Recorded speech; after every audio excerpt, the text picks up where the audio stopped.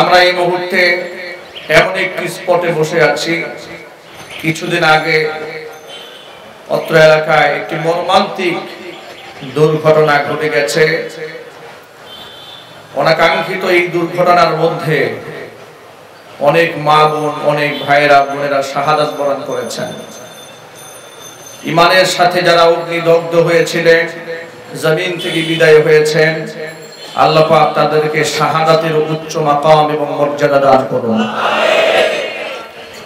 যারা আহত হয়েছেন, আল্লাহ পাক তাদেরকে শিফায়ে কামিলা আজিলা কুল্লিয়া নসিব করুন। তাদের শোক সন্তপ্ত পরিবারের সবর ইখতিয়ার করার তৌফিক আল্লাহ তাআলা নসিব করুন। একের পর এক ট্র্যাজেডি, একের পর এক দুর্ঘটনা। গতকালও আপনারা দেখেছেন বনানীতে মানুষ বাঁচার জন্য কিভাবে আর্তনাদ করছে। সেখানে অনেক মানুষ হতাহত হয়েছে, বহুত মানুষ জমিন থেকে চলে গেছে। নবী করিম সাল্লাল্লাহু আলাইহি ওয়াসাল্লামের ভাষায় সাহিবুল হাদিতি শহীদুন, অগ্নিদগ্ধ হয়ে যারা মারা যায় আল্লাহ পাক তাদেরকে শাহাদাতের মর্যাদা দান নসিব করে দেন। শর্ত হলো তারা ঈমানের পথে থাকতে হবে। রাসূল পাক সাল্লাল্লাহু আলাইহি ওয়াসাল্লাম সাহাবায়ে কেরামকে জিজ্ঞেস করলেন, হাদিসে জাবির ইবনে আতীক রাদিয়াল্লাহু তাআলা আনহু থেকে বর্ণিত, আবু দাউদ শরীফের হাদিস, নাসাঈর হাদিস, মুসনাদে আহমদের হাদিস। জিজ্ঞেস করলেন, মা তাউদ্দুনা শাহাদা, এই সাহাবীরা তোমরা শহীদ বলতে কি বুঝো? কোনটাকে তোমরা শহীদ হিসেবে গণনা করো? সাহাবায়ে কেরাম জবাব দিচ্ছেন, আল কাতলু ফি সাবিলিল্লাহ, আল্লাহর রাস্তায় যারা নিহত হয় তারাই শহীদ। রাসূল পাক সাল্লাল্লাহু আলাইহি ওয়াসাল্লাম বলছেন, আল্লাহর রাস্তায় যারা নিহত হয় তাদেরকে বাদ দিয়েও আরো 7 শ্রেণীর শহীদ রয়েছে। এর মধ্যে একটা শ্রেণী হচ্ছে সাহিবুল হারিক, যারা অগ্নিদগ্ধ হয়ে মারা যায় আল্লাহ রাব্বুল আলামিন তাদেরকেও শহীদের মর্যাদা দান করেন। যারা পাহাড় ধসে মারা যায় আল্লাহ পাক তাদেরকে শহীদের মর্যাদা দান করেন। মাতৃগর্ভে বাচ্চা নিয়ে মা যদি মারা যায় আল্লাহ পাক সেই মাকে শাহাদাতের মর্যাদা দান করেন। কোন মাজলুম ব্যক্তি যদি জালেমের জুলমের শিকার হয়ে মারা যায় আল্লাহ পাক তাকে শাহাদাতের মর্যাদা দান করেন। কোন ব্যক্তি যদি নিজের জান বাঁচাবার জন্য শহীদ হয়, মারা যায়, আল্লাহ পাক তাকেও শাহাদাতের মর্যাদা দান করেন। কোন ব্যক্তি যদি নিজের অধিকার সম্পদ রক্ষা করতে মারা যায় আল্লাহ পাক তাকেও শাহাদাতের মর্যাদা নসিব করেন। সেই দৃষ্টিকোণ থেকে যারা এই চকবাজার ট্র্যাজেডিতে অগ্নিদগ্ধ হয়ে মারা গেছে, রাসূল পাক সাল্লাল্লাহু আলাইহি ওয়াসাল্লামের ভাষায় তারা সকলেই শাহাদাত বরণ করেছেন। যারা গতকাল বনানীতে জমিন থেকে চলে গেছেন তারাও শহীদ হয়েছেন। শহীদের বিরাট মর্যাদা। 3 শ্রেণীর শহীদ রয়েছে। শহীদ কয় শ্রেণী? 3 প্রকারের শহীদ। এক হচ্ছে দুনিয়ার শহীদ, আরেক হচ্ছে দুনিয়া আখিরাতের শহীদ, আরেক হচ্ছে শুধু আখিরাতের শহীদ। এই 3 শ্রেণীর শহীদের কথা হাদিসের মধ্যে পাওয়া যায়। আপনাদের মনে প্রশ্ন হতে পারে, শহীদ তো শহীদই, দুনিয়ার শহীদ, আখিরাতের শহীদ, দুনিয়া এবং আখিরাতের শহীদ, এটা বলতে আমরা কি বুঝি?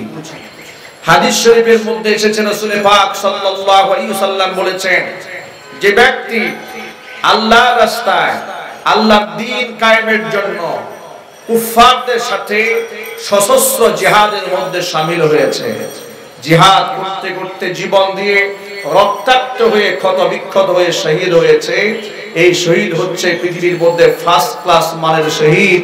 তাদের মর্যাদা এত বেশি যে তাদেরকে যখন দাফন করা হবে, তাদেরকে যখন জানাজা পড়ানো হবে, তাদেরকে গোসল দেওয়া হবে না। রক্ত মাখা জামা নিয়ে ক্ষত বিক্ষত শরীরে তাদেরকে জানাজার নামাজ পড়ানো হবে। এদেরকে সেই অবস্থায় জানাজা পড়ার পর এদেরকে দাফন করা হবে। রক্ত মাখা অবস্থায় ক্ষত বিক্ষত হালাতে হাসরের ময়দানে আল্লাহর সামনে তারা দাঁড়াবে। এই শ্রেণীটা হচ্ছে দুনিয়ার শহীদ এবং আখিরাতের শহীদ। মর্যাদা তাদের এত বেশি। হাদিস শরীফের মধ্যে এসেছে আল্লাহর নবী বিশ্ব নবী মুহাম্মদ রাসূলুল্লাহ সাল্লাল্লাহু আলাইহি ওয়াসাল্লাম বলেন, এই সমস্ত শহীদরা কিয়ামতের ময়দানে ক্ষত বিক্ষত অবস্থায় গায়ের মধ্যে রক্ত ঝরছে, সে হালাতে হাসরের ময়দানে আল্লাহর সামনে যখন দাঁড়িয়ে যাবে, তাদের গায়ের যে রক্তটা দেখে মনে হবে এই মাত্র ক্ষত হয়েছে, রক্তগুলো শুকায় যাবে না। আল্লাহ পাক বলেন, ও শহীদরা, তোমরা কারা? এই রক্ত মাখা অবস্থায় তোমরা কারা আমার সামনে হাজির হয়েছো? শহীদরা তখন জবাব দিয়ে বলবে, রব্বুল আলামিন, আমরা তোমার দ্বীনের ওই সমস্ত সৈনিকেরা, তোমার দ্বীন কায়েমের জন্য আমরা লড়াই করেছিলাম। কাফের বেঈমানরা আমাদেরকে তাদের তীর দিয়ে, তরবারি দিয়ে, যুদ্ধাস্ত্র দিয়ে আমাদেরকে ক্ষত বিক্ষত করে জমিন থেকে বিদায় করে দিয়েছে। ওই শাহাদাতের পেয়ালা পান করে আমরা তোমার দরবারে হাজির হয়ে গেছি। আল্লাহ নবী বলেন, ওই শহীদদের গায়ে যে রক্ত বের হবে, রক্ত থেকে কোনো দুর্গন্ধ আসবে না। শহীদের রক্ত থেকে মিশকের ঘ্রাণ গোটা হাসরের ময়দানে ছড়ায়া যাবে। এটা হচ্ছে ফার্স্ট ক্লাস মানের শহীদ, দুনিয়ার শহীদ, আখিরাতের শহীদ। এটা হচ্ছে এক নাম্বার শহীদ। কয় নাম্বার? এক নাম্বার। জমিনে তাদেরকে গোসল দেওয়া হবে না, জমিনে তাদের শহীদের জামা চেঞ্জ করা হবে না, এই রক্ত মাখা জামা দিয়ে এদেরকে দাফন করে দেওয়া হবে। কিয়ামতের মাঠে এটা তাদের নাজাতের ডকুমেন্টস হবে। আল্লাহ পাক বলবেন, আমার দ্বীনের জন্য যারা শহীদ হয়েছে, জীবন দিয়েছে, তাদের কোনো হিসাব হবে না, বিনা হিসেবে তাদেরকে আমি জান্নাত দান করে দিলাম। এই হচ্ছে একটা শ্রেণী। আরেকটা শ্রেণী হচ্ছে আখিরাতের শহীদ, কিন্তু পৃথিবীতে তারা শাহাদাতের মর্যাদা পাবে না।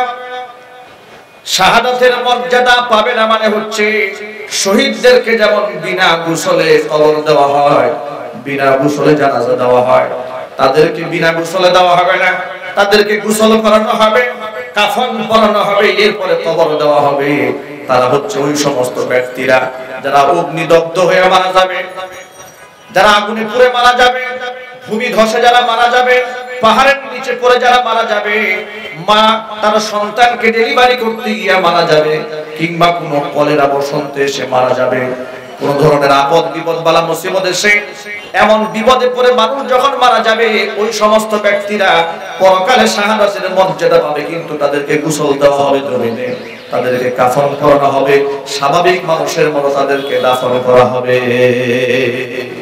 তারা আখিরাতের শহীদ। কিসের শহীদ? আখিরাতে তারা মর্যাদা পাবে যদি তারা ঈমানদার হয়ে থাকে। এটা একটা শর্ত। ঈমান কি যদি বলে? ঈমান হচ্ছে শর্ত। কোন কাফের যদি অগ্নিদগ্ধ হয়ে মারা যায়, বেনামাজি যদি অগ্নিদগ্ধ হয়ে মারা যায়, কোন মুনাফিক যদি অগ্নিদগ্ধ হয়ে মারা যায়, কোন বেপরদা মহিলা যদি অগ্নিদগ্ধ হয়ে মারা যায়, সে মহিলা শাহাদাতের মর্যাদা পাবে? আর চিল্লায় বলুন, সে ব্যক্তি শাহাদাতের মর্যাদা পাবে না। এই হচ্ছে শহীদের দুই শ্রেণী। আরেক শ্রেণী হচ্ছে দুনিয়ার শহীদ, মানুষের দৃষ্টিতে কিন্তু সে আখিরাতের শহীদ নয়। প্রশ্ন হতে পারে, এত অবাক ব্যাপার, দুনিয়ার মানুষের কাছে শহীদ কিন্তু আল্লাহর কাছে শহীদ নয়, তারা কারা? তারা হচ্ছে ওই সমস্ত ব্যক্তি জিহাদের ময়দানে লড়াই করেছিল, কিন্তু এটা আল্লাহর জন্য লড়াই করে নাই, আল্লাহর দ্বীনের জন্য লড়াই করেনি, আল্লাহর কোরআনের জন্য লড়াই করে নাই। তারা লড়াই করেছিল নিজেকে বাহাদুর বানায় দেওয়ার জন্য। মানুষ বলবে কত দাপট, কত বীর মুজাহিদ, কত শক্তিশালী বীর পুরুষ, গোটা পৃথিবী তাকে বীর বাহাদুর বলে চিনবে। এই জন্য ব্যক্তি লড়াই করেছিল, কিন্তু দ্বীন কায়েমের জন্য লড়াই করেনি। এই ব্যক্তি যখন মারা যাবে, অন্তরের হালাত একমাত্র কে জানে? আরো আসতে বলেন আপনারা। যদি আল্লাহর নাম বলতে কষ্ট না হয়, তাহলে প্রাণ খুলে বলুন, অন্তরের হালাত একমাত্র কে জানে? এই শ্রেণীকে দুনিয়ার নিজাম অনুযায়ী তাকে রক্ত মাখা জামা কাপড় দিয়ে দাফন করা হবে, জানাজার নামাজ পড়ানো হবে, দুনিয়ার শহীদ, কিন্তু ব্যক্তি আখিরাতের শহীদ হবে না। কিংবা জিহাদের ময়দান থেকে পালিয়ে আসতেছিল, এমন সময় শত্রু তাকে আক্রমণ করে তাকে শহীদ করে দিয়েছে, সেই ব্যক্তিও আল্লাহর কাছে শহীদ হিসেবে পরিগণিত হবে না। ভাইরা আমার, এই তিনটা শ্রেণী শহীদ, তাদের মধ্যে যারা অগ্নিদগ্ধ হয়ে মারা গেছে, দ্বিতীয় নম্বরের শহীদ, পরকালে তাদের কোনো হিসাব হবে না যদি ঈমান নিয়ে মারা যায়। এই জন্য শহীদ শব্দের সাথে শহীদ তো তারাই হবে যারা ঈমানদার। বেঈমান কখনো শহীদ নাম বেঈমানের সাথে তো যুক্ত হতে পারে না। যার মধ্যে ঈমান থাকে না ব্যক্তি শহীদ হবে না। আমি ব্রাহ্মণবাড়িয়া থেকে কুমিল্লা যাওয়ার পথে কাউতুলি বাস স্টেশন পার হওয়ার পরে একটা ব্রিজ সামনে পড়বে। ব্রিজের মধ্যে বিরাট সাইনবোর্ড দেওয়া আছে, শহীদ ধীরেন্দ্রনাথ চক্রবর্তী সেতু। শহীদ ধীরেন্দ্রনাথ চক্রবর্তী সেতু। আমি সাইনবোর্ড দিকে হতবাক হয়ে তাকিয়ে আছে, ঘটনা কি? হিন্দু দেখি শহীদ হবে। এই শহীদ তো কারো বাপদাদার সম্পদ নয়, আপনি যার তার নামের সাথে শহীদ জুগাই দিবেন আর ফুলের তুরা নিয়ে দৌড় দিবেন। কথা বলেন ঠিক কিনা? শাহাদাত তো ইসলামের পরিভাষা। একজন মুসলমান তার সারা জীবনের তামান্না থাকতে হবে, আমি মরবো তো মরবই, জমিন থেকে শহীদ হয়ে মরতে চাই। কথা ঠিক কিনা? আমার নবী বিশ্বনবী মুহাম্মদ রাসূলুল্লাহ সাল্লাল্লাহু আলাইহি ওয়াসাল্লাম বলতেন, আমার মনে চাই আমি শহীদ হই, আবার জিন্দা হই, আবার শহীদ হই, আবার জিন্দা হই, আবার শহীদ হই, আবার জিন্দা হই। আমার মনে চায়, কারণ শহীদের অনেক মর্যাদা। এই জন্য আমিরুল মুমিনিন ওমর ফারুক রাদিয়াল্লাহু তাআলা আনহু আল্লাহর কাছে দোয়া করে বলতেন, আল্লাহুম্মা রযুকনি শাহাদাতান ফি সাবিলিক ওয়াজআল মাউতি ফি বালাদি রাসূলিক। আল্লাহ তাআলা, তুমি আমাকে শাহাদাতের মৃত্যু দান করো। তোমার নবী যে মাটিতে আছেন, যে দেশে আছেন, সেই দেশে তুমি আমার মৃত্যু ঘটাও। আল্লাহর কাছে দোয়া মঞ্জুর হয়ে গেছে। মদিনাতুল মুনাওয়ারার মসজিদে নববীতে ফজরের নামাজের ইমামতি করছিলেন আমিরুল মুমিনিন খলিফাতুল মুসলিমিন। মুনাফিক নামাজরত অবস্থায় পিছন দিক থেকে ছুরি মেরে দিয়েছিল। এই অবস্থায় হযরত ওমর ফারুক রাদিয়াল্লাহু তাআলা আনহু শহীদ হয়ে যান। ভাইরা আমার, নিউজিল্যান্ডের মুসলমানদের ইতিহাসের সাথে হযরত ওমর ফারুক রাদিয়াল্লাহু তাআলা আনহুর এই শাহাদাতের ইতিহাস কিভাবে মিলে যায় লক্ষ্য করেন। আগে বলেন আল্লাহু আকবার। নিউজিল্যান্ডের মুসল্লিরা নামাজরত হালাতে ছিল, কাফের বেঈমান পিছন দিক থেকে আঘাত করে শহীদ করে দিয়েছে। ওমর ফারুক রাদিয়াল্লাহু তাআলা আনহু একই হালাতে ফজরের নামাজে জামাতের ইমামতি করছিলেন। নামাজরত অবস্থায় কাফের পিছন দিক থেকে খঞ্জর মেরে পেটটাকে আলাদা করে দিয়েছিল। ও আমার ভাইরা, এই খ্রিস্টান জঙ্গি নিউজিল্যান্ডে মুসলমানদেরকে পেছন দিক থেকে গুলি করে শহীদ করেছে। তার মনের মধ্যে খুব ছিল, দিন যত যাচ্ছে মুসলমানদের সংখ্যা নিউজিল্যান্ডে বেড়ে যাচ্ছে, আমি যদি নামাজরত অবস্থায় একসাথে বেশ কিছু মুসলমানকে শেষ করে দিতে পারি, মুসলমানদের সংখ্যা কমে যাবে। এই ছিল তার মনের তামান্নার বাসনা। কিন্তু কাফের এতটুকু সংবাদ পেয়েছে, এতটুকু অনুসন্ধান 4 বছর ধরে করেছে। জুমার নামাজে মুসল্লিদের সংখ্যা বেশি হয়, একসাথে অনেক মুসল্লি মারা যাবে, কিন্তু তার দিমাগের মধ্যে এই ইলম ছিল না যে মাটির মধ্যে শহীদের রক্ত পড়ে, সেই মাটি ইসলামের জন্য আল্লাহ পাক উর্বর বানিয়ে দেয়। এই ইলম কাফেরের জানা না। ও প্রায় শতকখানি মানুষকে হত্যা করেছে, শহীদ করেছে, কিন্তু যে মাটিতে শহীদের রক্ত ঝরেছে, একদিনে 350 মুসলিম কালিমা পড়ে মুসলমান হয়ে গিয়েছে। আমার বন্ধুগণ, সবসময় একটা কথা বলে রাখবেন, কাফির বেঈমানরা চক্রান্ত করে, কিন্তু তাদের চক্রান্তের জবাব দেওয়ার জন্য একজন সত্তা আছেন, তিনি কে? আল্লাহ পাক কোরআন মাজিদে বলেন, ওয়া মাকারু ওয়া মাকারাল্লাহু ওয়াল্লাহু খায়রুল মাকিরিন। ওরা চক্রান্ত করে, ওদের চক্রান্তের সমুচিত জবাব দানকারী হচ্ছে আমি আল্লাহ। ওরা চেয়েছিল নিউজিল্যান্ডের মাটিতে মুসলমানেরা যেন মসজিদে আর নামাজ পড়তে ভয়ে যেতে না পারে। আল্লাহ রাব্বুল আলামিন সেই বিষয়টাকে কেমনে পৃষ্ঠা উল্টায় দিল লক্ষ্য করেন। যারা জীবনে মসজিদে যায় নাই, যারা জীবনে যে নারীরা মুসলমানদের হিজাব পছন্দ করে নাই, সেই নারীরা মুসলমানদের সাথে সমবেদনা জানাবার জন্য বেপর্দা উলঙ্গ বেহায়া মহিলারা পর্যন্ত মাথার মধ্যে হিজাব পরিধান করেছে। জীবনে যারা কোরআন খুলে দেখেনি, তারা কোরআন খুলে পড়তে শুরু করেছে। যেই সংসদে আল্লাহর নাম কখনো উচ্চারিত হয়নি, সেই নিউজিল্যান্ডের সংসদ শুরু হয়েছে মহাগ্রন্থ আল কোরআন তিলাওয়াতের মাধ্যমে।